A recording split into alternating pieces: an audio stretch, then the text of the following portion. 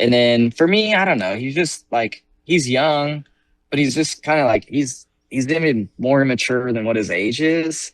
Yeah, I have his little Twitch stream thing pop up on my Instagram feed every now and then. I'm like, dude, this guy's like an 8-year-old. So it's that's where I lose a little bit of respect because I'm like, man, this guy's supposed to be like could be the future of our sport, and he's acting like he's 8 years old. But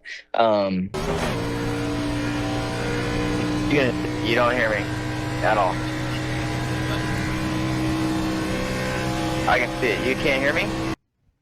Hey, Kyle Larson, can you hear me? Welcome, everybody, back to Coop Radio, episode number 20. I cannot believe we are 20 episodes in already. A loaded show here today following the happenings of Sonoma this past weekend, and a lot of what I have to talk about has nothing to do with the race. So this is going to be a hell of an episode. I don't even know where to start on this. I have so much stuff to say and so much stuff to talk about, specifically with this one main topic. It is going to be a loaded show on this, so strap the hell in, because we're going to talk about Carson Hocevar for a while. Let me start with this. If you were paying attention to anything newsworthy within the sport over the last week, it has all been about one guy, and it's Carson Hocevar. This guy is newsworthy in every sense of the word. Anything and everything that he does is propped up by the sport and pushed to everybody, as it should be, the most wildly entertaining person by a country mile over everybody else within the sport should have his stuff pushed and told and shown to everybody that will listen and hear it. Let me start with this. I played the Kyle Larson there, the clip there to start the show. That little tidbit from a clip that he did on some podcast or whatever. I think he was on Bussin' with the Boys. And was talking about Carson when he was asked about Carson. And he gave his take. And, you know, I only listened to a little bit of it. And for anybody who didn't listen to it and didn't hear it, I feel as though this honestly should be what starts the show here today. So this is about 2 and some minutes. I'll probably jump in here at certain points. But here is Kyle Larson's take, the full clip of his take on our boy Carson Hocevar. Well, once I've learned about this individual, I took it upon myself to ask about this guy every single Racing with the Boys we do. And you're an old school cat. There's a piece of you that right there sits with the old dogs, and it's like, yeah, we like the old way things used to be. Just a piece of you might be in there. Every time I brought up the name Carson Hocevar to some of these racers, that's the exact reaction you just had. And it's like, yeah, you know, this guy flies by the seat of his pants, he makes his own decisions, whatever. There's like because I know there's like an unspoken rule that takes place in all sports, not just NASCAR, not just football, of like how to act with the older guys versus the young guys and all that. The respect game.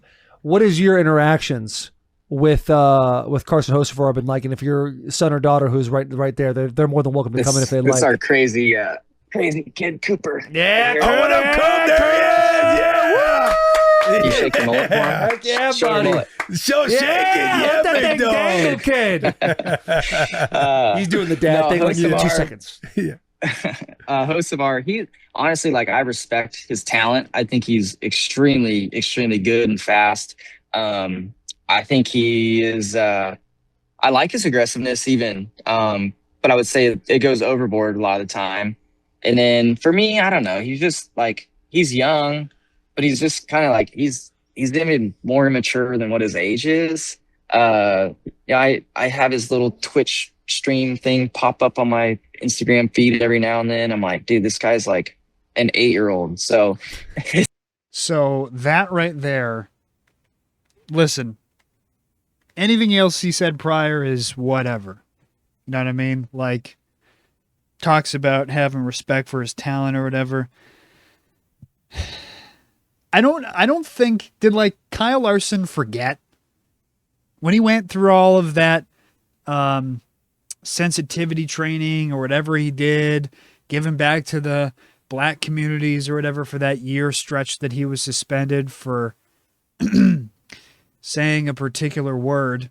Did he like forget about all that? Did he not know that he was kind of teeing himself up to be just massacred for saying that? Listen, I would take, as a public figure who is supposed to be representing the sport, by the way, I would take the guy who acts a little childish or a little funny or a little over the top over the guy who his experiences on a live stream are saying the nincompoop word. Can you hear me, bleep? Can you hear me, nincompoop?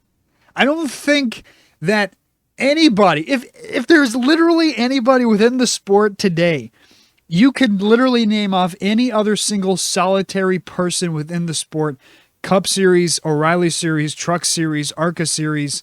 Well, okay, maybe not, what's his face? Fucking, God, I'm forgetting his name. Was in the Ram truck, and Daniel Dye. Maybe not Daniel Dye either. Even though I defended Daniel Dye. I didn't think his thing was that bad. But the more sensitive people would also say Daniel Dye. But besides Daniel Dye, literally anybody else within the sport could probably comment on Carson Hocevar being too childish or act like an 8-year-old on his streams or whatever. Literally anybody else can make comments ridiculing somebody about how they act on a live stream. Besides him, besides Kyle Larson. Larson is literally the only person. And I don't understand how, like, when he's saying this, it's like, how does he not realize he is teeing himself up to be just massacred here by saying that? Like, dude, self-awareness is not exactly his key. And this is where it's almost like he's kind of an idiot too, because how do you not put that together? How do you not put that together as you're saying it, where you realize, oh, wait, shit, I said the N-word on a live stream only a few years ago, and it got me kicked out of the sport for a whole year.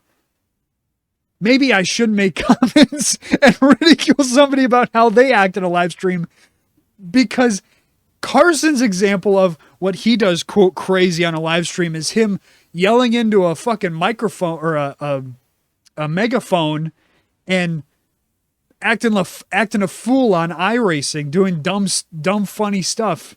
Like, that's as far as he goes. So, like, how unaware are you where you just don't see that? It's that's where I lose a little bit of respect, because I'm like, man, this guy's supposed to be like, could be the future of our sport. And Yeah. Bro, talk about the pot calling the kettle black. Holy shit. Brother makes the comment of saying, I mean, this guy could be the face of the sport and he's out here acting a fool. Bro, were you not advertised during the time where you were with Chip Ganassi Racing? Were you not fucking advertised as the, quote, next Jeff Gordon? Were you not pushed by the sport as this new young guy who's going to take over the sport and be the most talented guy? Was that not you?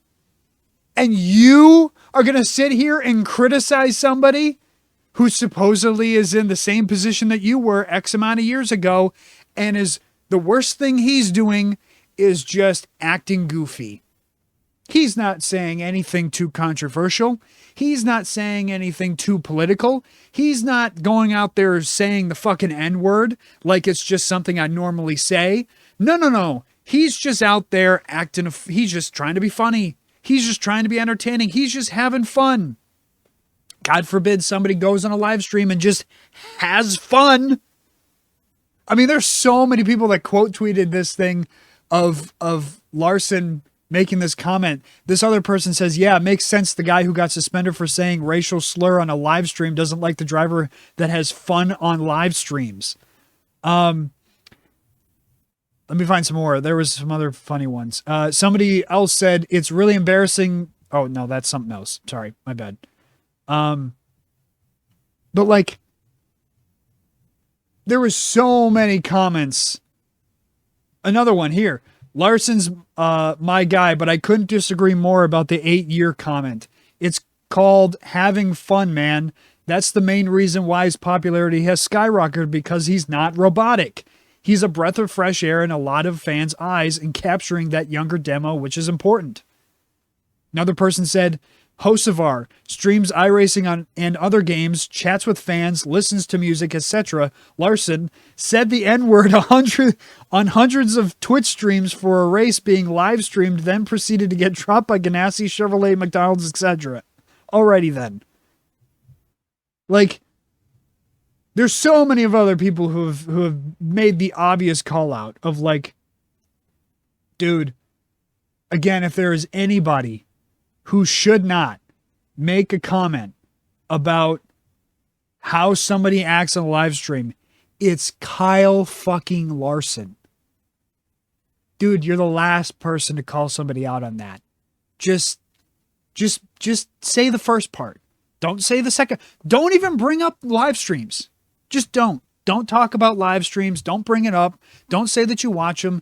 Don't bring that up, because it is going to follow Kyle Larson for the rest of his life. That is going to follow him for the rest of his life. So if he ever attempts to like either do a live stream again of his own, if he wants to try to stream on Twitch or on YouTube or something like that, that's immediately what the first thing everybody's going to think of. If he talks about live streams or anything like that, it's the first thing people are going to think of. He can't even say the words, "Can you hear me?" So if he can't even hear anybody now because of what happened on that live stream, it's immediately a meme made again of like, "Oh, Kyle, can you hear us?" Like, dude, just don't address that. Don't bring that up.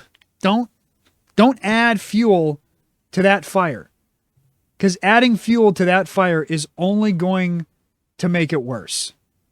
He's doing extremely good and fast. I think he is. I like his aggressiveness even, but I would say it goes overboard a lot of the time.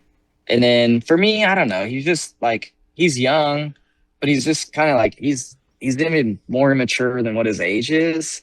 Yeah, I have his little Twitch stream thing pop up on my Instagram feed every now and then. I'm like, dude, this guy's like an 8-year-old. So it's that's where I lose a little bit of respect, because I'm like, man, this guy's supposed to be like, could be the future of our sport, and he's acting like he's 8 years old. But okay. Also, by the way, I'm gonna let the rest of this clip play out, but I'm gonna play this and I'm gonna play some other stuff. I want everybody who's listening to this to remember that line, though. Remember the line of Kyle Larson saying he's supposed to be the face of our sport, and he's out here acting like he's 8. He's so immature. But no, I mean, he's phenomenal. He outruns his teammates by a lot every week. So he's really good, and he's going to be around for a long time and going to win a lot of races. I think once he definitely harnesses himself some and kind of can dial back that aggression a little bit and manage a race better, I think he can win multiple races a year, and he's close to that. He's definitely gotten better over the last couple of years. So, but yeah, I don't know him that well, so maybe if I knew him a little bit better, I'd have more respect. It's a perfect answer. It's a perfect answer. Kyle, we know you got to get rolling. Okay, so there's that clip. So speaking more about Carson Hocevar, here's another clip from last week that I didn't get, talking about well, actually, we're going to come back to the Corey Haim thing in a minute. Let's go to let's go to the Corey Haim thing first. So there was a clip of Corey Haim on Gluck's podcast, I guess, where he talked about Carson Hocevar and gave his thoughts. This is following the San Diego race last weekend. So let's go ahead and play this clip really quick. How real is the bad blood there that we're seeing? Are we prepared to enjoy this as a true NASCAR rivalry over the next couple decades, watching you guys race? Also, by the way, I hate that fucking line that every fan has to put out there. And don't get it twisted. Gluck is just a fan at the end of the day, in a lot of ways. That if any sort of thing happens on track, whether there's some sort of back and forth or somebody doesn't like somebody else, we need to literally say the quiet part out loud of being like, there's a new rivalry going on. There's a rivalry between Corey Haim and Carson Hocevar now. And then to literally just say to Corey Haim, is this going to be a rivalry? Like, can you not just not say that? Can you just let it play out naturally and not like force it and have to put a name to it, have to like categorize it? We don't have to put this in a category. Can we just not let this naturally happen? And if more things happen between the two of them, then it will continue. We don't need to vocalize the fact that Kyle Busch and Brad Keselowski didn't like each other. We didn't need to vocalize that. It would just exist. So we don't need to vocalize that Corey Haim and Carson Hocevar are in a, quote, rivalry because they just had a couple of incidents on track in the times that they race each other. For me, like, I haven't raced him a whole lot in the last 3 years, but at the end of the day, I mean, he wiped me out for a championship, so I'm always going to kind of hold that grudge against him. I obviously didn't take that very well, and I, wrecked him back that day. Didn't have any intent to turn around backwards on Sunday, but when he was sitting there looking at me spinning out, I wasn't mad at it either, you know what I mean? It's just kind of one of those things. I mean, I just kind of lost a lot of respect for him in a race car that day. I don't hate him as a person or anything. Like, I'm not going to walk up to him at a grocery store and try to fight him or nothing like that, you know what I mean? But I'm never going to cut him any slack, you know what I mean? But I'm not sitting here like pissed off in my sleep about it at the same time. So I think it'll be fun to watch. I don't foresee it getting crazy at Chicago in my next race or anything. I just think we're not going to give each other an inch, and maybe occasionally we'll slip up and cause an incident. I don't know. It's just kind of one of those things that I'm probably not going to give him any room, and he's not going to give me any either, you know what I mean? You can tell that, like, even Corey is in this clip, he's like, you feel awkward being asked that question of like, yeah, I mean, I guess, maybe we're just not going to race each other very clean, I guess, because I still don't like him from how long ago or whatever, How do you really answer that question? I don't view him as a person I dislike. I think he's a funny dude. He's got a great personality, obviously a huge fan base, so I respect all that about him. But at the end of the day, he just, I don't like the way he races on the racetrack, and I won't race him good either, you know what I mean? That's just the way I view that, and I'm not taking it personally, that's for sure. Okay, so there's that clip. I'm trying to see if there are any more clips that I have about Carson real quick. There was another one today, I know. Here's another clip of Carson being asked about the Corey Haim spiel. This was going into this past weekend, I believe. Michigan and stuff, we're racing the hell out of each other. It's kind of just, just us two, just all alone, just driving, Texas, I remember last year, and, other places. So it's been fun. Every time we get to race, and these Cup cars are going to be really fast. So, hopefully we're up there, battling for a long time. Do you feel bad about that championship a few years ago, or do you still? Yeah. I mean, you see the promos, everybody's going to wreck their mom for championship, and then you finally wreck somebody, and everybody's disappointed about it. You know what I mean? It's just like, well, we go in the promos and say, we'll wreck everybody for it. They were the deserving guy. I turned the hell out of him, but I didn't plan to turn him. I was just trying to delay the inevitable of him probably driving away with his truck, how fast that was. But I don't know. I can't take it back. It was 4 years ago. He got me and got a cup win. I think he'd take a cup win versus, a truck championship any time of the day. So to that quote, by the way, this is only a couple days ago. To that quote, our I almost said friend of the show, but I don't really think he is. Scott Zipadelli made a comment on this post saying, quote, "How can you even take this kid seriously? This is what happens when you let your kid have an iPad at the dinner table." To which I know Carson replied. I'm trying to find Carson's reply here. Here it is. Carson replied to that comment saying, at Scott Zipadelli, "I wasn't much of a fan of the iPad as a kid. I never used it. Do you need one?" let me see if I can find some more clips here of people talking. Oh, and then here's another one. This was from just earlier today. Again, talking about Carson Hocevar on DBC, talking about the incident between Hocevar, Keselowski, technically Alex Bowman, by the way, and Denny Hamlin, who obviously got spinned out. This is their perspective on the Carson Hocevar incident at Sonoma. Carson Hocevar spins Denny Hamlin, sending the number 11. That's so wrong. Why do you guys say that? Oh, say it. Go ahead. Spot off. Come on. Wasn't his fault. So you don't think it's another classic Hocevar No, move? it wasn't his fault. Basically, it happened from a couple of cars back. And unfortunately, the 77 was behind the 11. Yeah, but the 11 actually got hit before he got wrecked is why he got him back there. The 11 checked up for the guy in front of him, and he got hit. The problem is, when you're involved, what was the stat? Like Carson has impacted 34 of the drivers this year with incidents that either he started or caused. When you do that, and it is a racing incident, you kind of lose benefit of the doubt. So if you're judging that one wreck in a vacuum, no, I think it was as much of a racing incident as it could have been. He did try to spin the 20 out. Oh, yeah. Carson Hocevar. Holy shit, Chris Rice. Okay. So I wanted to play all of those clips to give you somewhat of a summarized look over the last week of what people think of Carson Hocevar. So now it's my turn, because I've given everybody else that I've seen speak about him, I've given you all a chance to speak. And you know what? I was going to give Denny Hamlin a chance to speak too. And even if there weren't any clips that were put out by Denny Hamlin talking about, because I assume that Denny Hamlin's going to have some sort of comment about Hocevar from Sonoma. God knows he will somehow see it the same way that Chris Rice sees it, as though it's somehow Hocevar's fault.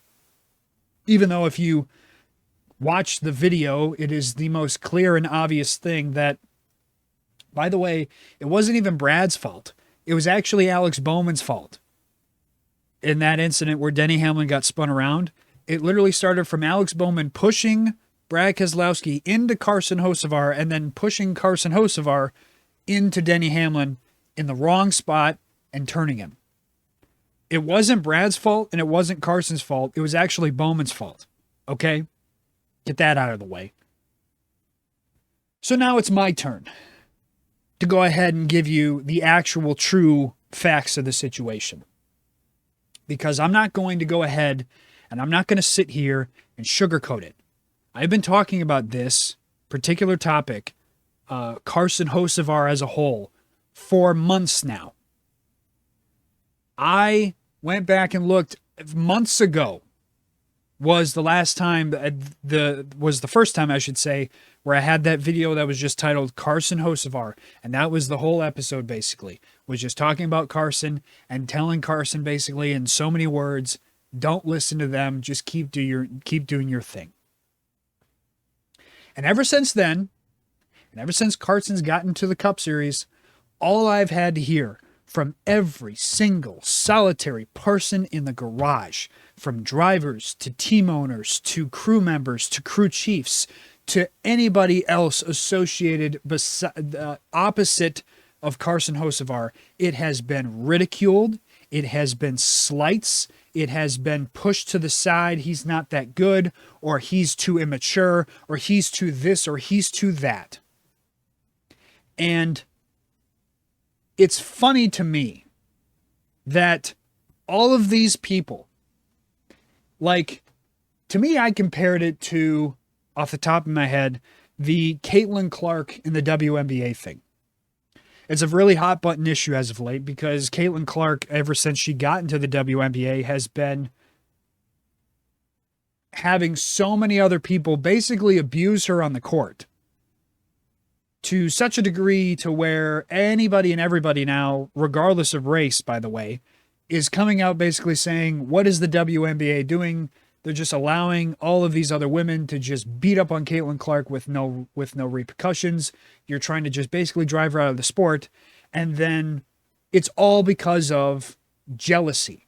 It is the most bitchy fucking high school girl bullshit that you could ever think up or dream up is being done to her, where all it is just jealousy. All these women that are playing against her are chippy as hell and hate her because she sells out arenas and all these other women don't get a single solitary fan to care about them.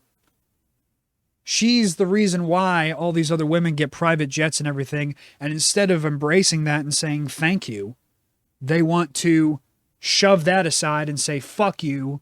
You're not better than me. And I don't want you to be have as much fandom as you have or be the face of the league. Whether it's because of the fact that you're a straight white woman or it's just the fact that she's just that good and they are just jealous over the fact of how good she is regardless of the point. The point is that she is singled out so much, even though all she's doing is just playing her game. And at the end of the day, she's the reason why anybody would even think of watching a WNBA game, because trust me when I tell you, I don't give a shit about anybody else on the court. And I mean anybody else on the court when it comes to women's basketball. If she's on, maybe I'll watch. But if she's definitely not on, I'm definitely not watching. Now, let's go back to NASCAR for a moment. All of these other fucking idiots, because at this point, there's no other way of putting it. All these other fucking idiots that are a part of the sport want to, for some insane reason, just ignore the obvious facts of the situation that you are in. Okay? You are in a spot now where your ratings are constantly down every fucking year. Every year in the Cup Series, it is a constant dip. It is a constant, oh, it's lower than last year. Oh, it's lower than the year before that. Oh, it's lower than the year before that. Every single year, the ratings get worse. The O'Reilly Series is the exception. And here's the reason why it's the exception, is because it actually produces good racing. When you give drivers a good car that can produce good racing, you're going to get a good result. That is the exception. It's not the rule. The rule is that the Truck Series isn't that great in viewership also, and the Cup Series is in a constant dip. And you sit there and you'd wonder why, right? All these people in the fucking sport for some reason can't seem to figure it out. They have all these other different ideas as far as how to get viewership back and how to get more people into the races more often and how to always sell out and always have people interested and blah, blah, blah. All this other bullshit that they're trying to solve. How can we get more sponsorship in? How can we get more people interested in the sport itself? How can we get a younger demographic? How can we get younger people interested in the sport versus the 50, 60, 70-year-old people that are seemingly the major demographic of the sport? How can we get it to be more of an 18 to 35 demo versus a 50 to 75 demo or whatever the hell that other demo is? How can we shift that narrative? How can we shift that fandom? Maybe embrace somebody who is fucking young. Maybe that's a start. Maybe embrace somebody with a personality. Maybe embrace somebody who cares about the sport deeply, who puts on entertaining races, or is very supportive of said sponsorship that they have. Invested so much in not only their career, but to support the team as a whole in trying to promote the sponsorship. Because at the end of the day, no one cares about the crew chief, the tire changer, the gas man, the jack man, the engineers behind the scenes. Nobody cares about any of those people. And if they were to go and, shout from the rooftops about how great their said sponsorship is, no one cares about those people. They care about the driver, the name and face of said team, to be going out there pushing said sponsorship. So maybe if you were to embrace more people like this and push more people like this, more people would be interested. Because here's the thing. You don't have the fucking car to get people interested. You want to make a shit piece of garbage car and force it out there down our throats, telling us all how great it is, even though every single week it's a shit show and a half, and a lot of the races are boring as hell and unwatchable. But we have become so desensitized to watching boring ass racing that anything besides the literal worst, the bottom of the barrel, shittiest of the shitty, if it's any better than that, even if it's a 1 out of 100 versus a 0 out of 100, we're happy about it because it's better than a 0. It's a 1, it's not a 0, so it's better. And you wonder why any casual viewer is gone. They don't give a shit. They won't watch. They've abandoned this thing altogether and they won't give it another chance. You wonder why you make corny ass bullshit like your stupid little drive for the ride or whatever the fuck Dodge did, which, by the way, I love. In that same episode of DBC, Chris Rice tried to sit there and paint the picture as though 30 million people watched it. No. The 30 million that you got, that supposedly people watched, was, number one, you literally took every single viewer across all social media platforms. So that includes YouTube, Instagram, Twitch, Twitter, TikTok, any other fucking social media that you put it on, Facebook. You took literally every single viewer from all of those social media platforms and put it into a pile and said, that's how many people watched. No. That's how many views you got total across all those social media platforms. By the way, I would not be surprised if it is across all episodes.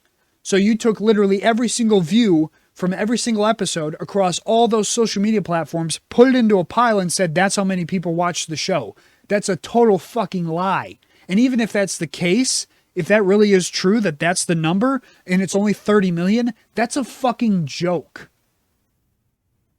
And it's a joke because, number one, and I already know immediately people, you only get like a couple views on your YouTube videos. Number one, I'm a dumbass idiot sitting in my house with a microphone and a computer, and that's as much investment that's how much money I have into this, in my internet connection. These fucking morons spent hundreds of thousands of dollars, if not millions, building all those cars, renting out these tracks, getting the camera crew, getting all the fucking people behind the scenes, getting the editors, everything from top to bottom to make this stupid fucking show. You spent all these millions of dollars to make this stupid fucking show, and literally no one watched. No one watched. I'd love to know what the supposed viewership was on that fucking TV show, that stupid ass reality show, the numbers that were supposedly on FS1 or FS2 or whatever freaking channel it was on. And God knows that they'd add in any of those viewers that were just done on reruns, because there were reruns of that show done on FS1 multiple times as well.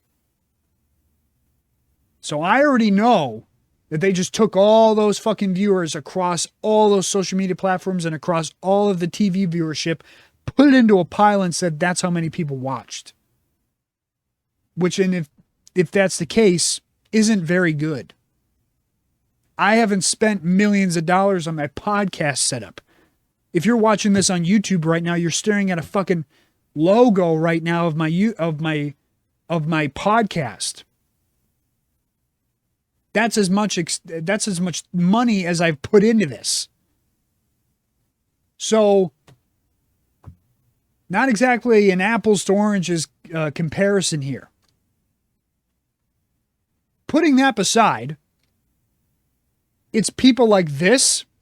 It's people that are part of Hendrick, the Kyle Larsons, the Chase Elliott's, any of these other guys that are a part of that team. It's the Joe Gibbs. It's Denny Hamlin. It's Christopher Bell.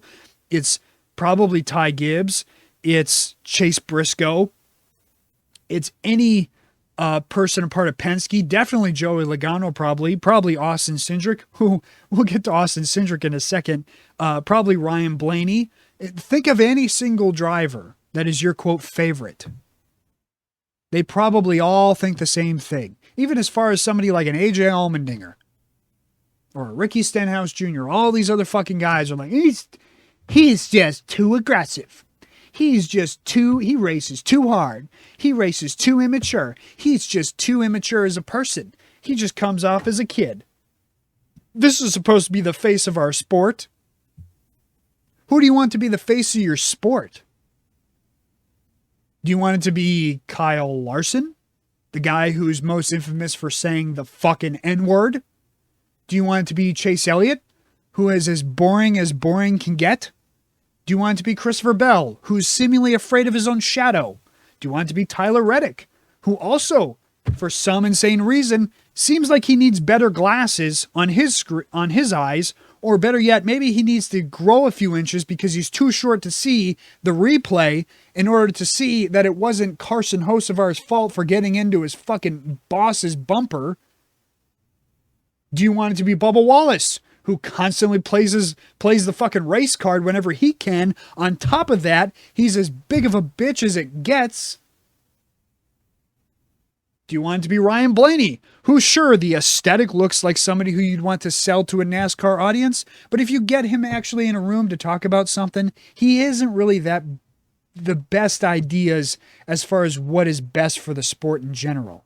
Maybe he's a cool guy. He also kind of comes off a little bit dickish sometimes, just saying.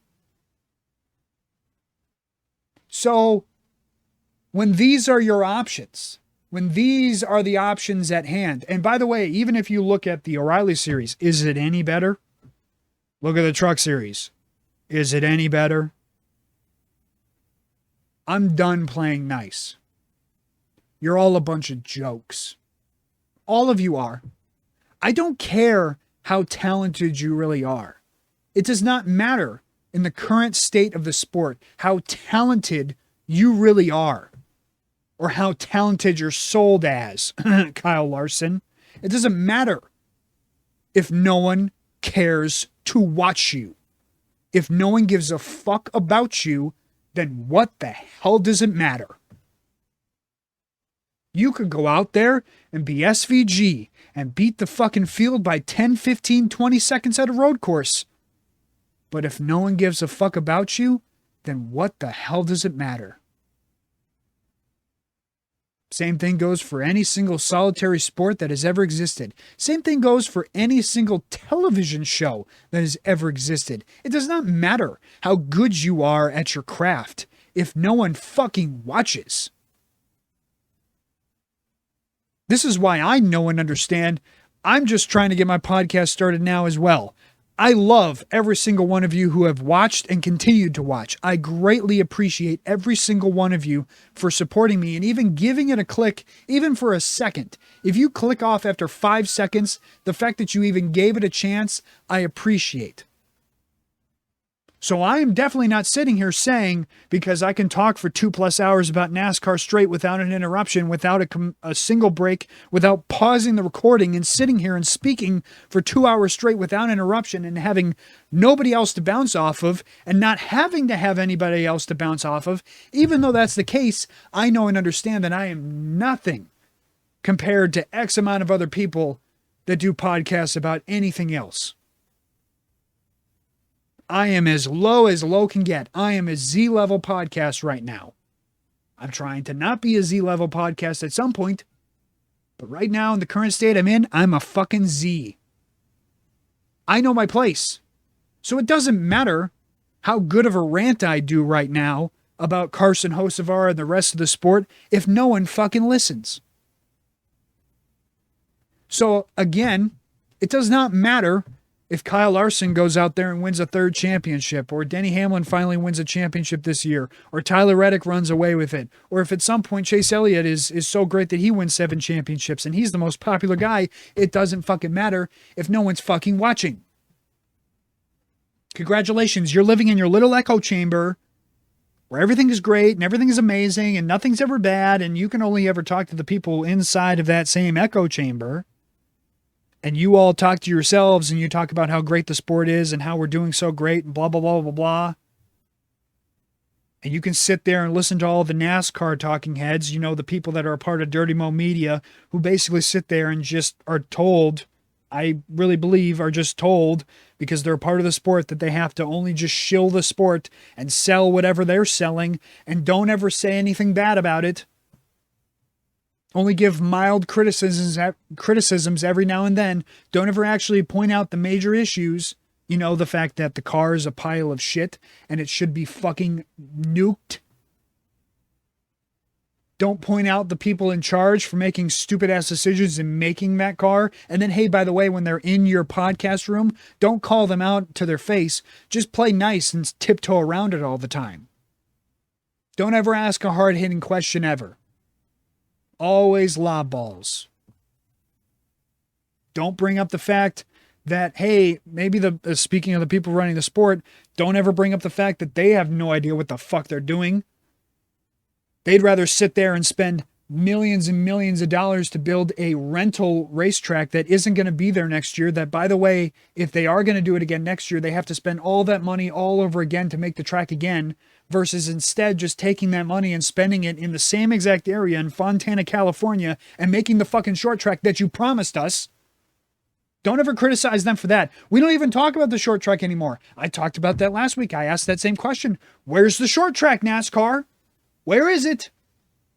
You told us there was a short track coming. Where is it? And let's not forget the main event. The whole point of this rant, the fact that every single one of those other 35 guys in the goddamn cup field are bland pieces of toast and are boring and vanilla and nothing interesting about them. Oh, but William Byron likes to play with Legos. Isn't that so interesting? Yeah, that's interesting to an autistic person. Christopher Bell's just a cutesy little guy who just wants to get along with everybody. Oh, that's so funny. That's so cute. If you're 12. Oh, but, you know, that Kyle Larson guy, he's just so good. Oh, yeah? He's so good, all right. That's why half the time I see him crashing and making stupid decisions and stupid mistakes that a fucking rookie would make. But he's so great. He's so amazing. He's the best guy in motorsports right now. He's the most talented. Everyone should pay attention to him, but don't pay too much attention to him. Don't Google his name because then you'll find out he said the N-word. But hey, that guy who's pretty PG, all things considered, says some swear words every now and then, is actually kind of a fun personality and a bit entertaining. And oh, by the way, the main thing of all this, he's different from everybody else on the track, which is really, at the end of the day, when you're trying to attract viewership to watch a race, is the only thing that fucking matters. Let's shut that guy down. Let's push that guy down. Let's constantly shove him to the side and belittle him. Why are we belittling our own fucking people? Why is that? Why are we constantly slighting our own people? We don't have the privilege. We don't have the right anymore to sit there and belittle other guys a part of the sport. We don't have that fucking right anymore. We maybe had that right 20, 30, 40 years ago if you wanted to go to the local paper and talk about that Terry Labonte guy ain't so good. Yeah, that Dale Earnhardt guy is over his head. Rusty Wallace is kind of a joke of a guy. Mark Martin ain't too good. He ain't winning no championships. You could do that back in the day when people were fucking watching, when people gave a shit, when you actually had more fans than you knew what to do with, and you were pretty fucking popular, but you don't get that fucking right anymore because you have destroyed this sport over the last 2 decades to the point where almost 1 million people, and that's it, really care about this thing at the end of the day and really tune in. And by the way, probably most of those million some people are 50 and above, so they'll be dead soon. And you, again, want to sit there and take the guy who could possibly, if anybody, attract a young audience, the 18 to 35 demo you're so desperate to get, and you want to take that guy and tell every single solitary person that'll listen, he's no good. I mean, he's talented, but I mean, he's not that great. He's got to work on a lot of things. He's got a lot of kinks to work out. There's only one guy in this entire equation that I'll listen to, and it's Dale Jr. And it's funny enough that of every single solitary person in this circle of people that sit there and speak their mind about the sport on the internet, there's only one fucking guy who has the wherewithal, who has the brains, considering even how many concussions he supposedly had, where his brain is probably mush. Even he is sitting there going, you know what? Maybe we shouldn't make this guy change. Maybe we should tell him to stay the same. Dale Jr. is the only one going out there saying, I want him to stay the exact same that he is now. I don't want him to be any different. I want him to be the same exact person that he is now because it's fun and it's entertaining. Guess what, drivers, race teams, owners, us fans? Pay your fucking salary. Maybe not directly, but we are the reason why you still exist. We are the reason why you're still in business. We are the reason why you get to show up and still have a fucking job. Because guess what? If we weren't around, you'd be homeless. You'd be jobless. You'd be working in some local ass fucking mechanic shop down the street in Charlotte, North Carolina, begging for change and begging for tips and not getting paid 6-figure, 7-figure salaries to be a part of a NASCAR team. If we weren't watching, if we weren't paying attention to what you're doing. So when we sit there and say, we like this guy, we like what he's doing, and then you want to sit there and tell us what to like? Fuck you. You want to sit there and tell us what we think, what you think that we should think is good? Fuck you. You don't get to sit there and tell me what I like, what I should like. Kiss my fucking ass. I'm going to like who I want to like. I'm going to cheer what I want to cheer. And if, God forbid, I see something that's actually fun and entertaining on my screen for the first time in 20 fucking years, I'm going to cheer it. I'm going to want it to continue. I'm going to want to keep seeing it. Because I'm sorry. I know that you sit there and applaud the respect and grace that people have for each other. We sit there and we applaud Tyler Reddick for giving Corey Haim the win at San Diego. There's just so much respect there. And you know what? I couldn't say it better than what this guy said.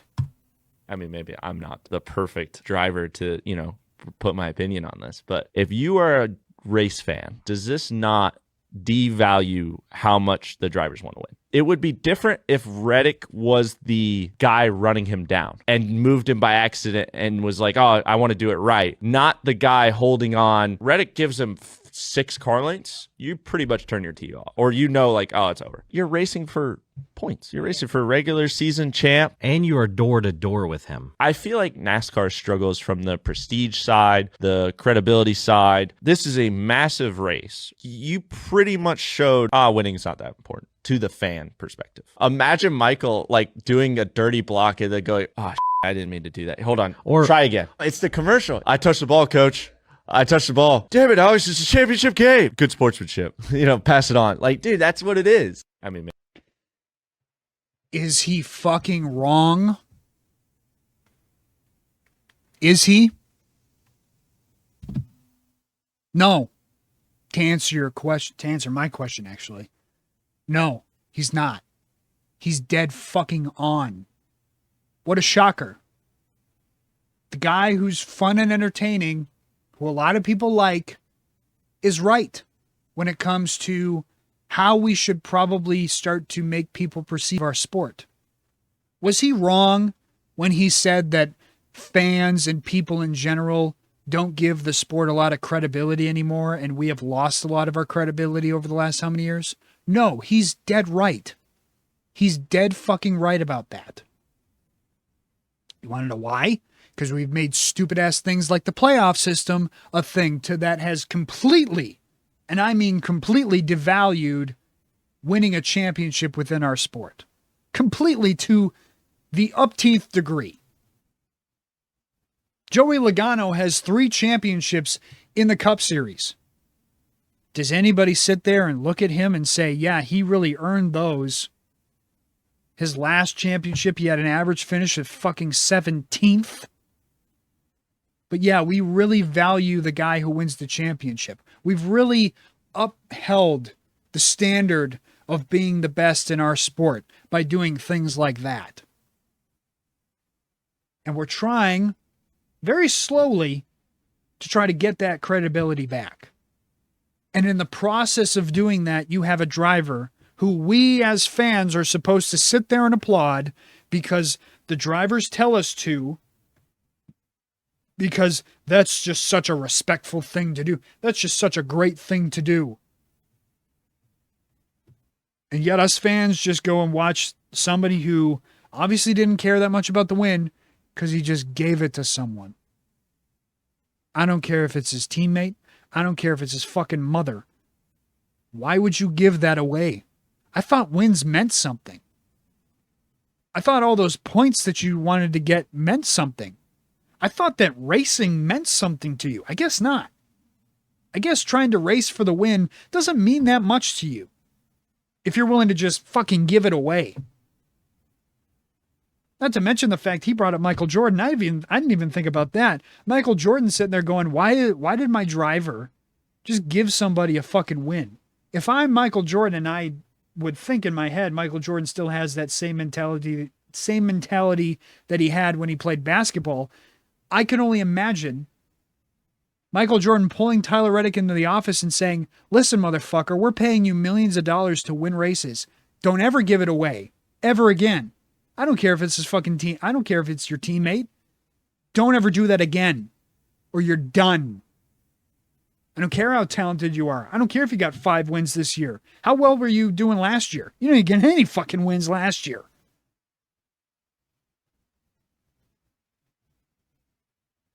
And yet you sit there as a sport. Executives, people running the sport, all these other drivers are sitting there just bewildered, lost, befuddled. At this point, you're all just dumb. You're all just dumb. You're either dumb or you're intentionally ignoring it. Why are we trying to make something? Why are we trying to change this sport into something that it's not? We're trying to make this thing into something that it was never designed to be. We are trying to be F1. What is F1? What has F1 always been? The prim and proper, always buttoned up, elegant, clean racing, no touching.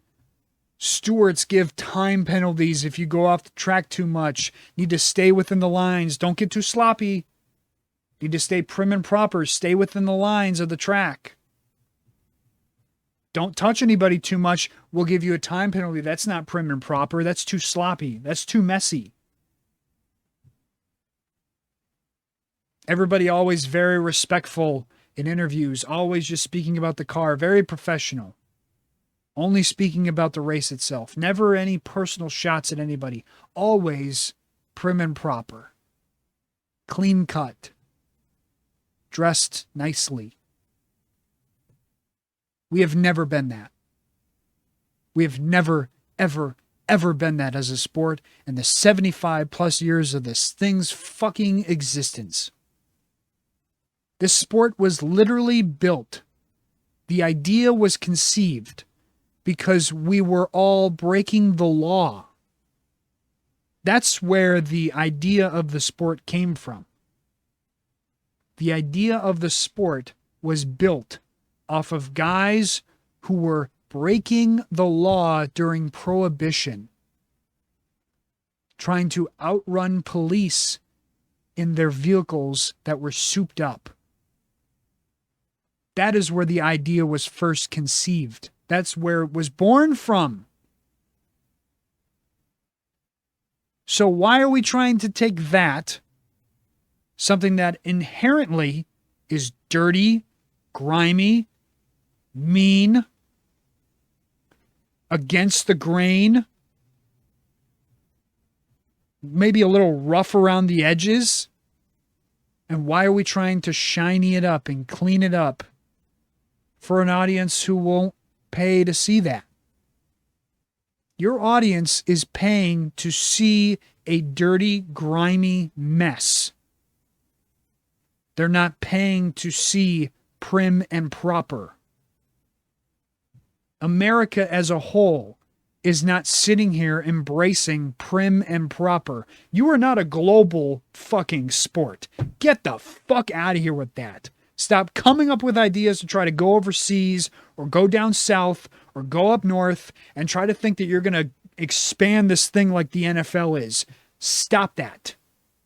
You're not the NFL. You're not the NBA. You're not even MLB or NHL. You're not soccer. You're not even fucking tennis or golf. You are NASCAR. You are a specifically national sport specific to America. That is your target demographic. That is the only people who give a fuck about this thing.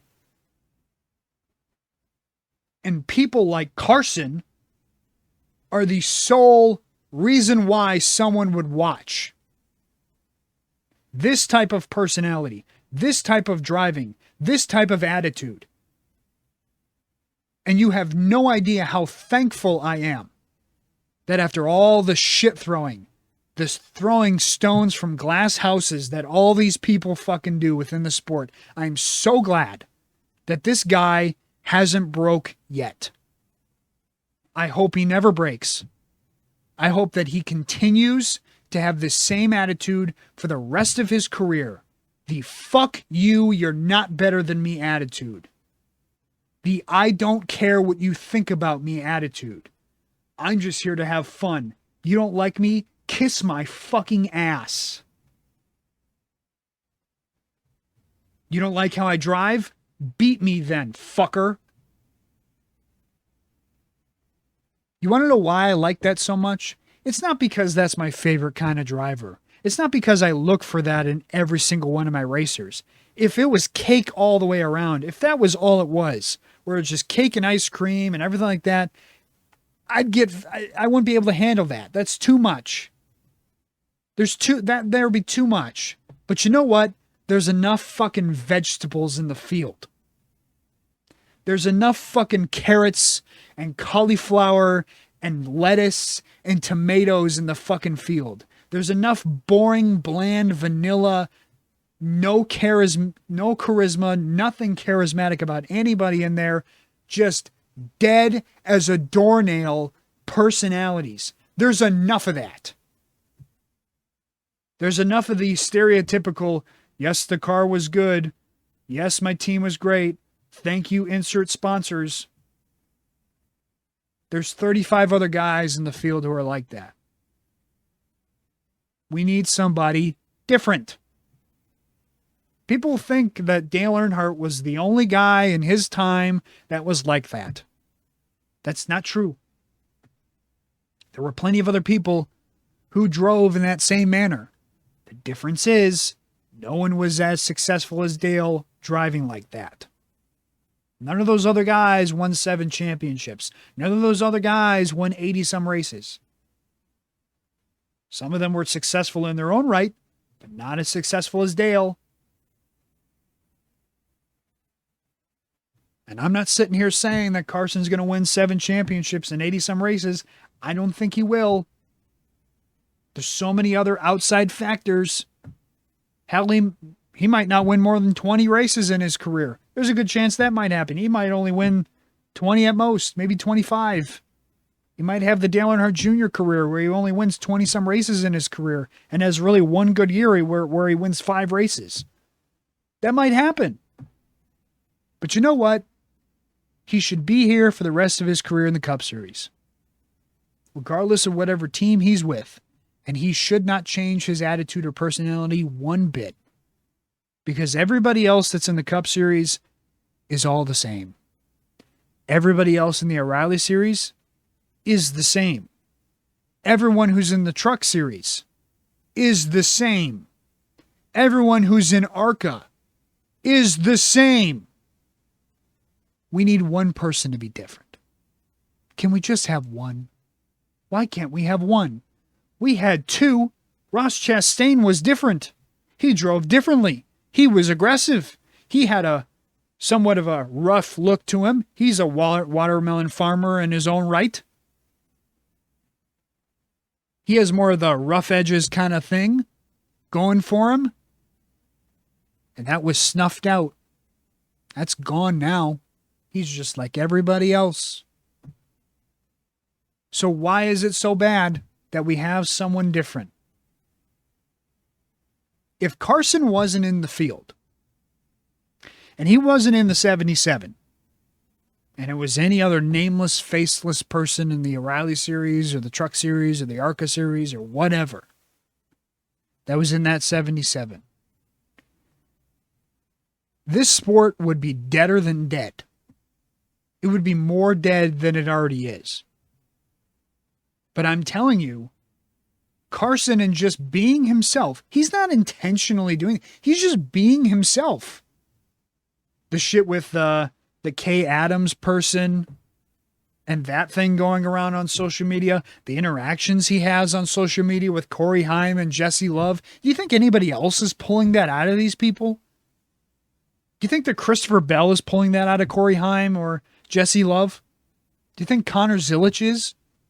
Do you think Chase Elliott is? Or Bubba Wallace or Tyler Reddick? Do you think any of these people care to even do that? No. They don't care enough at all to even think. I'm not even saying, oh, it's a 20 steps ahead thinking. No, just think, hey, I'm a public figure. Maybe I should be in the public. Maybe I should put myself out there. I mean, that is bare bones minimum effort. Don't push aside the whole you not being entertaining or not having any charisma in your own. None of these other guys, they don't even try. They don't even put themselves out there. You have to literally try so fucking hard. The most memorable thing as of recent out of Chase Elliott, our supposed most popular driver, is him riding on the back of some scooter with Ryan Blaney in San Diego. Oh, he's so quirky. He's so funny. Really? That's it? That's as far as it goes? That's as funny as he gets? That's as interesting as he is? I'm riding on the back of a scooter with my friend. And then, what a shocker. Like the cringe lords that they are, people who play reporter go and ask Chase Elliott about, we saw you riding on the back of your friend's scooter. What was that all about? What? I swear it's like, do you all have autism? Is this why you think this is funny? Because you just have your mind is so screwed up and so twisted and contorted in a way that normal people can't understand? Because normal people look at that and cringe. They even cringe more at the people who react to that and go, that's so funny. People look at the people on social media like that and go, what the fuck is wrong with that person? They have Asperger's? Are they down a chromosome to everybody else? I mean, no slight on anybody who's got Asperger's or down a chromosome or or is autistic. But I mean, I'm sorry. If you're attracting the autistic group of people, it's not exactly the majority. It's more of the minority. And most people don't find any of that stuff funny that Asperger's or autistic people think is funny.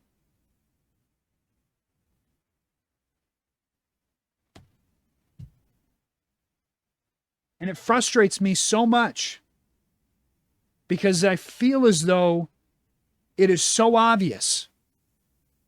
It is so obvious to me. The answer is right in front of you. And yet, in my head, the only way I can justify it is I have to say to myself, you're intentionally ignoring it. The answer is in front of you in the sense that, do you want to fix your sport? Okay. Get these people out of their shell. pull these people out into the limelight and tell all these people, look, motherfuckers, you are a public figure, whether you like it or not. And right now, we need you to be public figures. There is only 36 of you who get the esteemed privilege of being the Cup Series drivers of NASCAR. I made the comparison to the NHL X amount of episodes ago about NASCAR being like the NHL. And the difference is that the NHL product is so great and they don't have the greatest personalities, but their personalities come out on the ice, and NASCAR doesn't allow the personalities to come out on the racetrack because of the cars. But at the same time, NHL players, they aren't the most entertaining people themselves besides that. But because of that fact that the sport is in a good enough spot where they don't need to have that pulled out, number one. Number two, by the way, there's 18 guys to a team that play every game. Or actually not all 18, but you got 16 guys that actually hit the ice, and you got one of the two goalies who will be in net.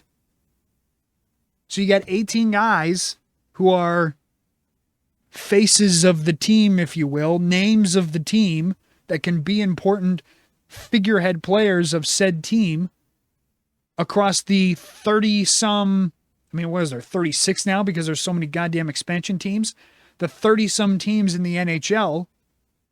There's how many different faces of the NHL? There's only 36 total faces of NASCAR in the Cup Series. So, yes, you, as one of the very few 36, are going to be required to be more open, to be more out there, to show your personality more.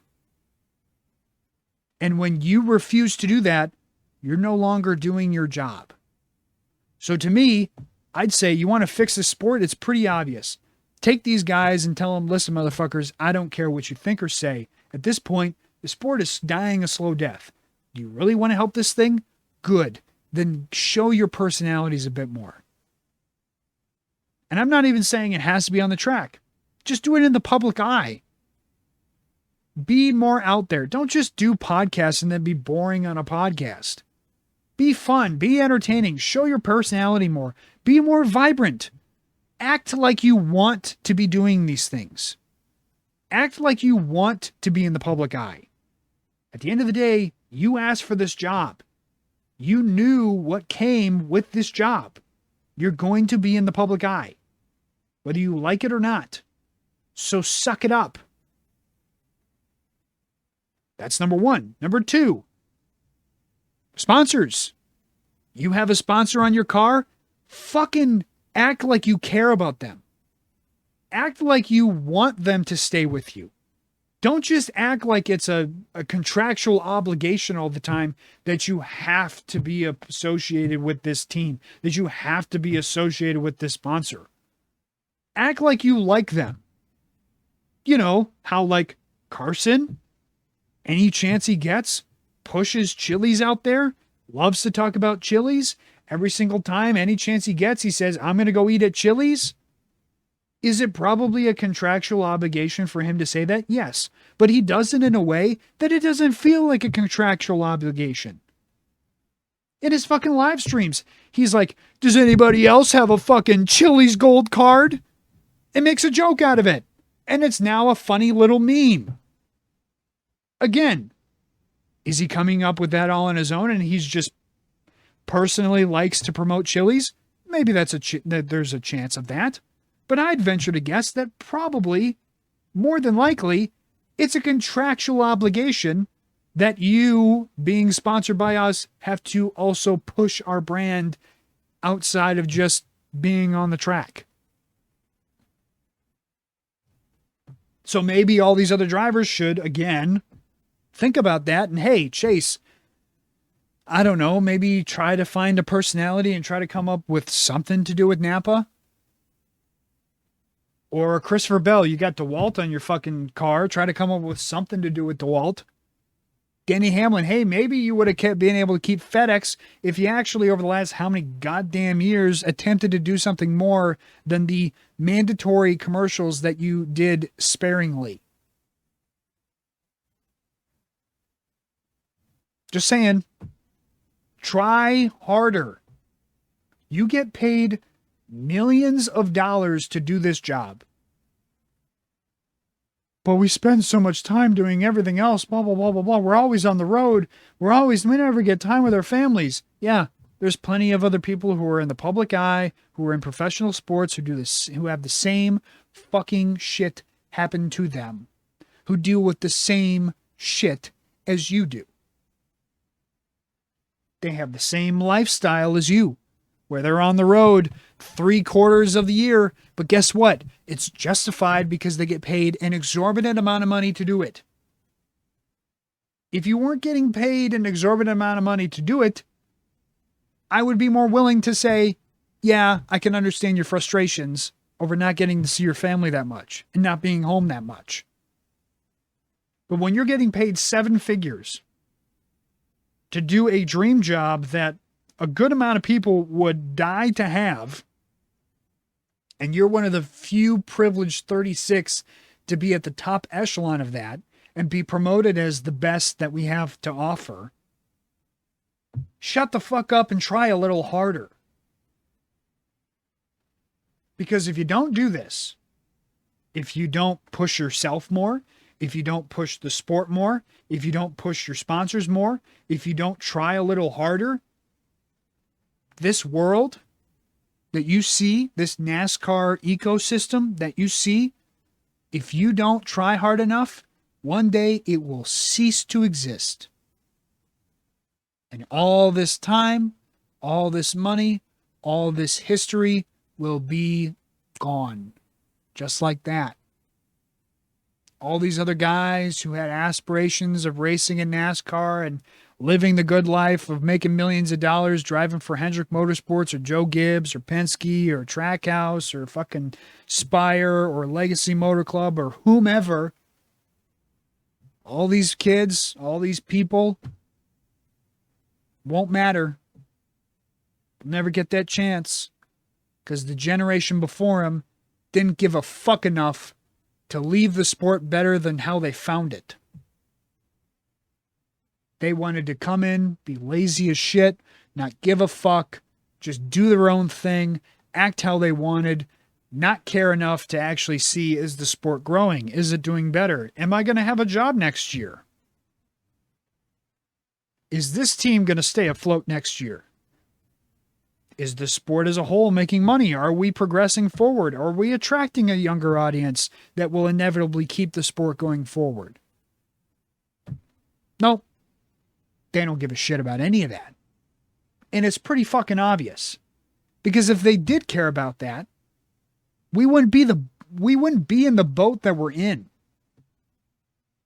We wouldn't be in this state where we have all these nameless, faceless people in the Cup Series that no one knows about and no one cares to know about because they don't want people to know them. It's almost like this is their intention, that they just don't want people to know who they are. And so therefore, if you don't want people to know who they are, well, guess what? Then no one's going to know who the fuck you are. And no one's going to care about you or your teammates or the people you're racing against or the sport. No one's going to care about any of it. Because you don't care. Tyler Reddick, you don't care. Well, I care. No, you don't. No, you don't. If you did, you'd try harder. But I'm trying so hard already. No, you're not. No, you're not. You want to know why I know you're not trying hard enough? Because you're associated with Michael fucking Jordan, one of the most popular and known people in the fucking world. Not just the United States. On this planet. And guess what, buddy? No one still knows who you are.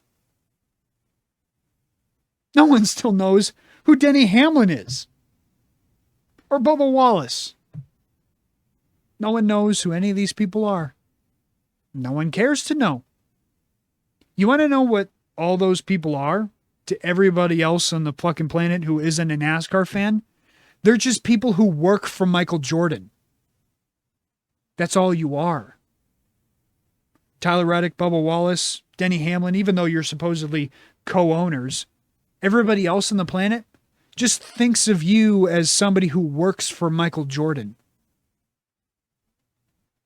That's all you are to everybody else on the planet. That's all you'll ever be if you don't fucking start trying harder. If you don't start putting more effort into wanting the sport to be better. If you don't try harder in trying to make people know who the fuck you are. Carson's the only guy out here saying what everybody's thinking. Like something like this. Here's another clip from Carson from last week's episode on Dale Jr.'s podcast. Another prime fucking example of somebody pointing out something pretty obvious, and yet no one seems to understand what his issue is. Why is he saying this? What's so wrong with this? I wish every TV person would stop saying Jesse Love and Connor Zoich are the best of friends. I wish they would stop that. Are they not? No, I know they are, but you don't have to say it in every interview. Damn it. Like, they can be friends, but it's like every interview. It's just like, what's it like racing your best friend that you go out with every night and do everything with? It's just, that's not doing anything to help the sport. All it is. That line right there. That line right there. Take away anything else that has ever been said about Carson Hocevar. Take away anything else that he has ever said. That one single line. It is not helping the sport. That immediately tells me this guy gives more of a shit about the sport as a whole than anyone else. He gives more of a shit than Chase Elliott does, than Denny Hamlin, who you know is supposedly all about trying to make the sport better. He gives more of a shit about it than Denny Hamlin, Chase Elliott, Briscoe, Bell, Hamlin already, Byron, Larson, Bowman, Logano, Blaney, Cindric. Gives more of a shit than any of these other guys.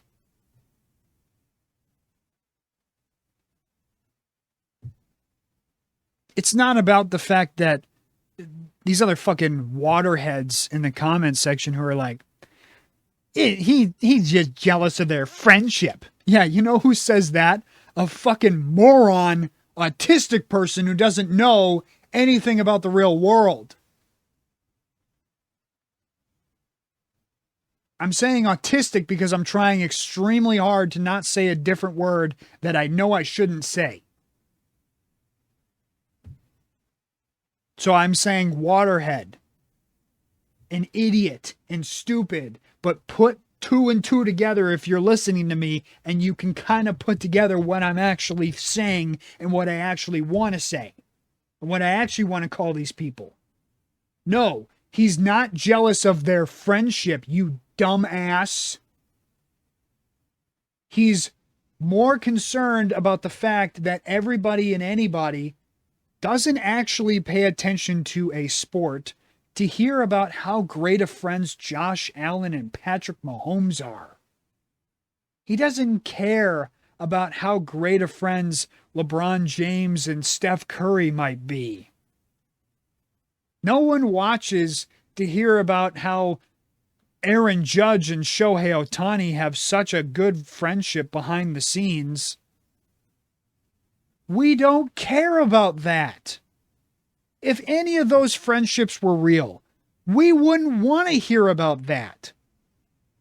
If Aaron Judge and Shohei Ohtani were the best of friends, I, as a fan of Major League Baseball, would not want that shoved in my face because in my head, I want to see the rivalry, the battle. I want to have them not like each other.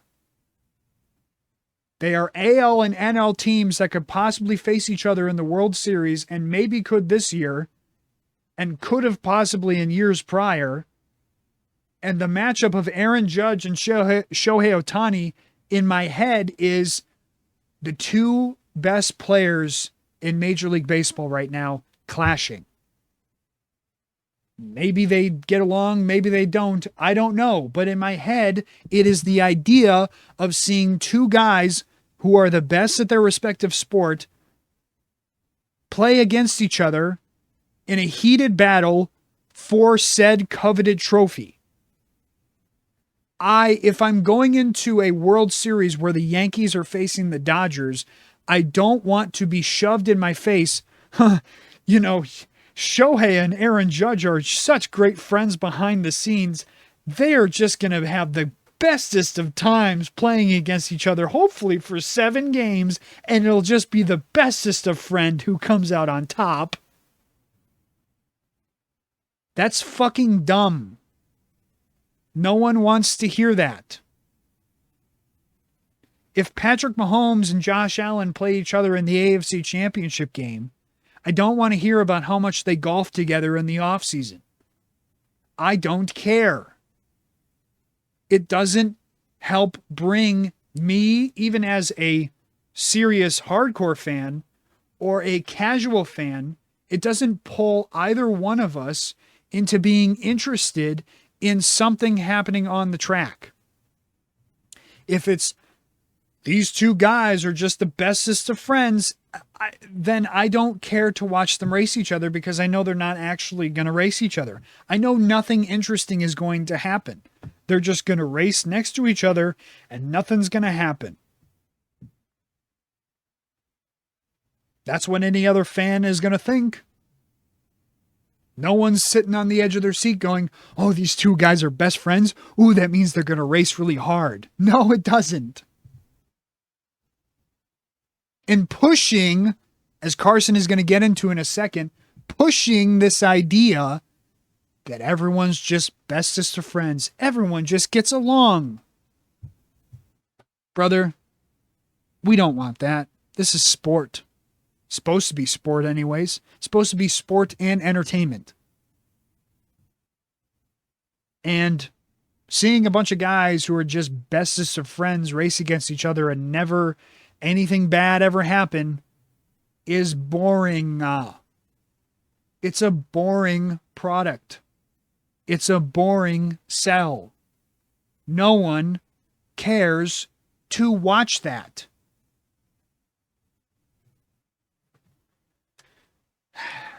Let's continue. This is just making the stereotype is like all the drivers are too close of friends or too, they're not going to race each other super hard and everything. I just feel like that's just feeding that even more. And now it's feeding it with like, the next guys in Cup. And it's like, it's cute in O'Reilly, but I hope it doesn't translate to Cup.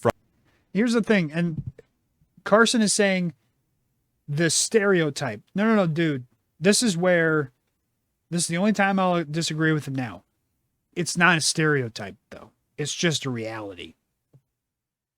You want to know why I know it's a reality? It's because I watch every Sunday. I see every race. They all go the same way. Everyone just lets everyone by. There's no real racing. No one really doesn't get along with people. There's nothing too interesting. I'm not sitting there again saying I need to see fights every weekend. I don't need to see somebody in everybody's face every weekend. I don't need cake all the time. But I also don't need to eat like a fucking rabbit and just have vegetables every single time and never get anything different. Mixture, change, differences, things being different. Add variety. Variety is the key to having something different and interesting. Having the same thing gets boring, bland, vanilla, and tiresome. Having variety creates interest, creates different things, creates something interesting possibly happening. From the TV perspective of everything. Yeah. Like they could be friends and everything and they could talk about it, But the second they're on the racetrack together, or the second they're in an interview, it's every time. We need enemies, not friends. No, I know. For good quality racing. Like, just put me and Corey Heim on a racetrack and just line us up and put us on the front row. And just let us have at it. I would. There was somebody that made a comment on this that I wanted to read because it amplifies that point exactly. And I thought I had it saved and I'm trying to look for it now. I don't know if I have it, but it was basically, the quote was like, when, Travis, I think is the guy's name, when he asks, but they are friends. It's just the idea of like, dude, you're missing the point entirely.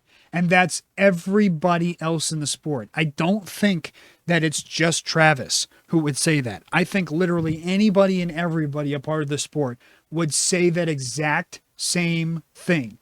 They would all go, but are they? Yeah, this person here said the quote, "Are they not?" question sent me into a quiet rage, just completely missing the point. And I really think that everybody would say that same thing that's a part of the sport. They would all go, but are they not friends? Should we not tell people that they are friends? You are fucking dumb. And you're missing the point entirely. The point is that yes, since the beginning of the sport, people who have drove against each other, there have been friends who have drove against each other. Not everybody who's on the track hates the other guy. But the point is that not every single fucking time do we need to tell everybody that everybody's just all friends. Bubba Wallace and Ryan Blaney and Chase Elliott, they're all the best of fucking friends. We need to tell everybody that till the ends of the fucking earth. No, we don't. We don't need to sell that to everybody. Like this other person said, did Jeff Gordon have friends? Did Dale Sr. have friends? Did Smoke have friends? Did Rowdy have friends? Maybe, but you have never known. Want to know why you would have never known? Because guess what? Telling people and telling fans that all these guys are just friends doesn't sell tickets. It doesn't sell a fucking single viewership. It doesn't get anybody to actually sit there and watch the sport at all. Gets no one to give a shit and watch or care. And again, it is just, this sport is ran by morons. This sport is infected by morons. This sport has so many people that have such the wrong thoughts and opinions when it comes to actually trying to do right by this sport as a whole. They have infected this thing so much that it's like, yeah, it's done. It's hard to not sit there and go, yeah, this thing is just done. It's toast. If only these people who are currently a part of the sport are only going to attract more like-minded people into the sport, this thing's going to fucking die one day in my lifetime. And I'm going to see it from a mile away. No one outside of our niche little ecosystem cares about this sport. And the sad thing is that our niche little ecosystem is shrinking every single year. Every year, there are less and less people that watch. Every year, there are less and less people that care. Every single year, there are more and more people that leave and either go to different motorsports or they just go to different sports entirely and they just leave this thing behind. I guarantee you, if you were to have, as there's that Tubi channel, if you were to just kill the sport dead now, and you were to just replay old races from 70s, 80s, 90s, early 2000s, just replay those all over again and act like it was not anything from back in the day. Act like it's all new stuff. More people would watch that. They would. Even if you were to tell people, yeah, this is just stuff from back in the day, and this is, when Dale Sr. raced, or this is where Richard Petty raced, and look at Rusty Wallace and, the young Jeff Gordon. More people would watch that. You get more people watching that than the stuff today. So again, you sit here and you wonder, why is there less and less people watching? Why does nobody care? Why does nobody want to watch? Blah, blah, blah, all this other stuff. Your sport is ran by idiots. They've been ran by idiots for most of my life.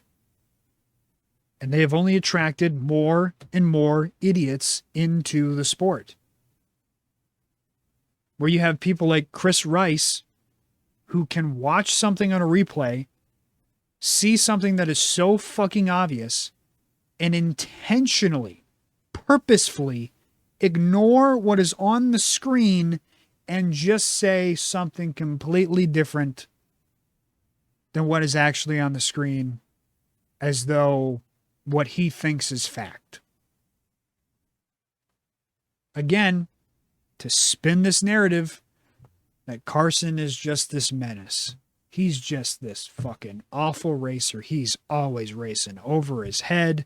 He's just the biggest shit stirrer. He just isn't any. He needs to change.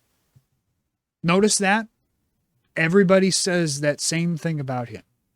Nobody says that he needs to leave the sport, really. Nobody says that he isn't untalented. They just say he needs to change. Change like what? Change like you? So you want him to be just like you, where he's quiet, boring, bland, vanilla, uninteresting, and races like a dullard every week, to where he's just another nameless, faceless person in the crowd. And he should just be satisfied with his one victory at Talladega. He should just be satisfied with running okay Inspire equipment. And always stay down there. Don't ever come up and challenge us. Stay down there. It's bullshit. It always has been, and it always will be.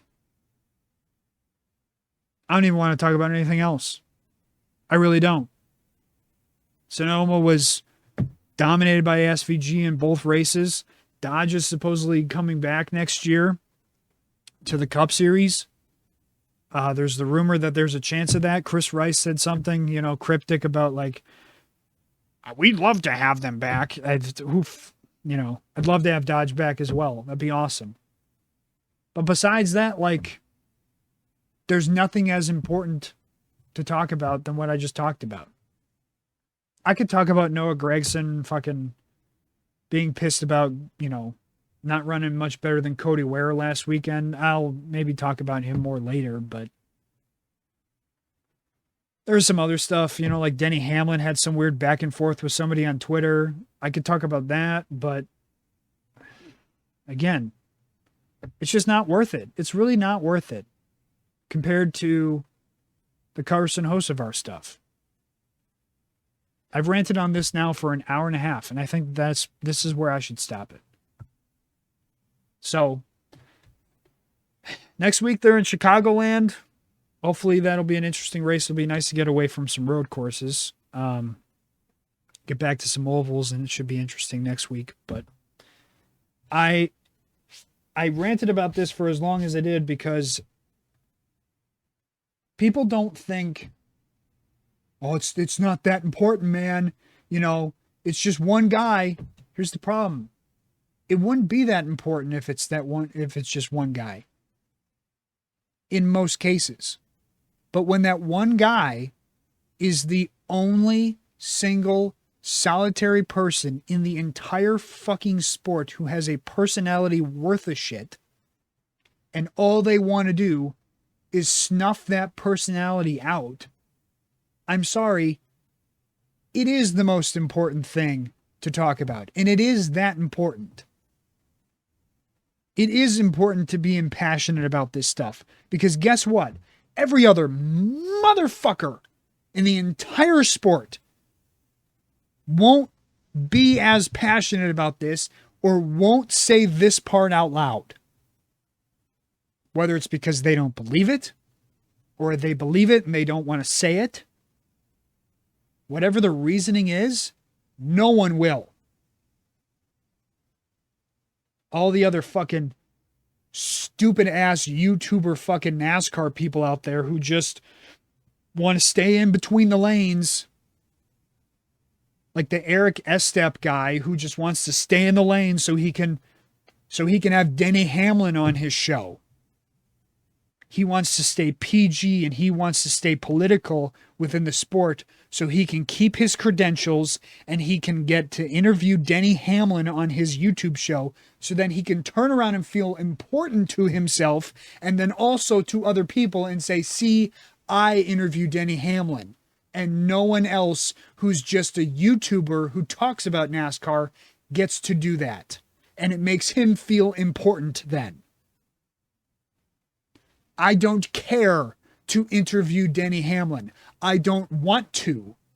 I'd, if anything, want to debate Denny Hamlin. If anything, I'd want to debate the people from DBC. I'd want to debate Jordan Bianchi and Jeff Gluck. I'd want to debate any other single solitary person within the sport on this topic. And I want to be the one to go up to him and have the fucking balls to say, your sport is fucked and you're trying to kill it more. You're trying to kill it dead. You don't know what's right for the sport. You have blinded yourself to such a degree that you think by staying exactly PC and doing the woke thing and staying within the lane of being prim and proper and trying to be political in some way, shape, or form, you think that that's the answer to saving this thing. But what you don't realize is that you're killing it dead. The NFL can be political. It can have their pride stuff. The MLB can have its pride stuff. The NFL can have the, get rid of racism or whatever the fuck the quote that they have on the stupid end zones there. They can do that stuff because they're big enough to do that. There's enough of an audience that watches every week, regardless of that stuff, that they can do that and not suffer at all. NASCAR doesn't get that privilege. You don't get that right. You are stuck in your lane.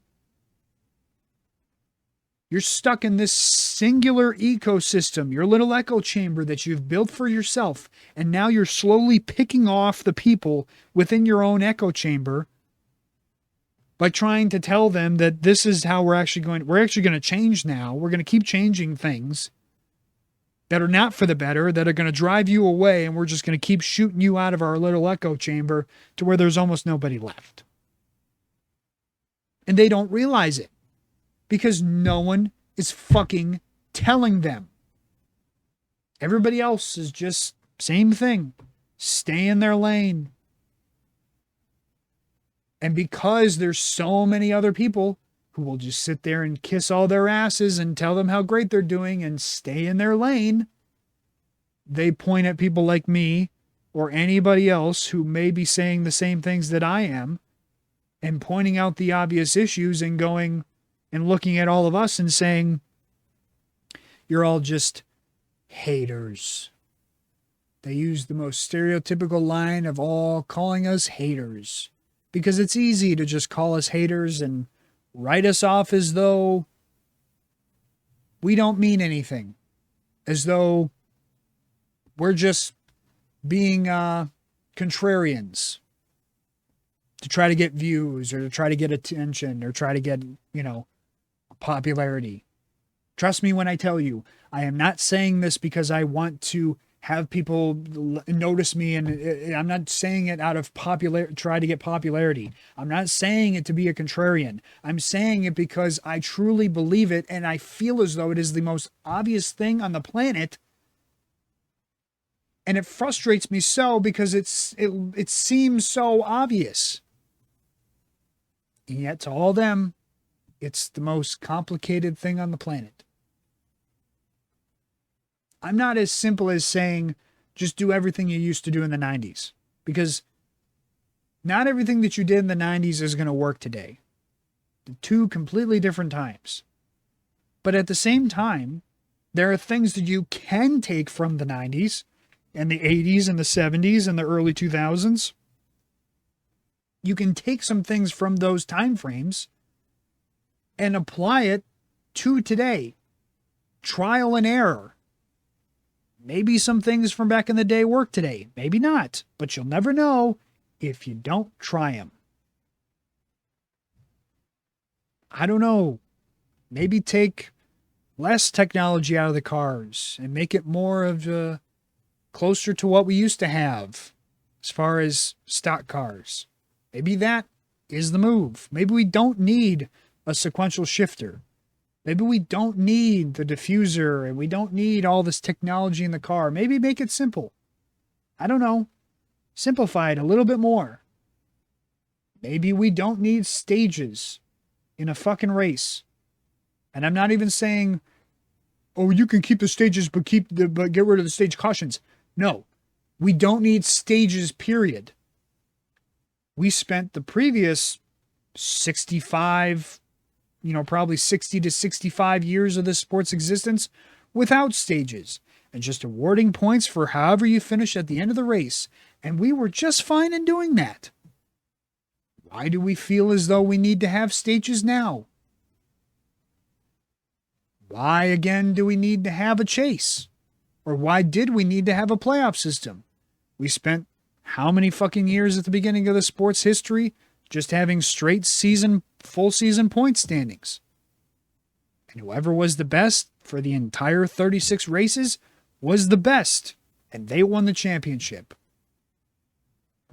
Is it a guarantee that that will work today? No. But if there's enough people screaming for it, is it so bad to try it? You have no problem in changing the point system pretty quickly. You have no problem in changing all these other rules pretty quickly. Why not just try it? Why do we need to just squander it? Because again, you live in your own echo chamber running this sport, thinking that again, you know better. You know what's best. As always. And you wonder why, even though you think you know what's best and you think you're doing a good job. As I said to start the show, viewership is constantly down every single year. Every year. Doesn't matter what you do. Didn't matter that we changed from the playoffs to the chase. Viewership is still down.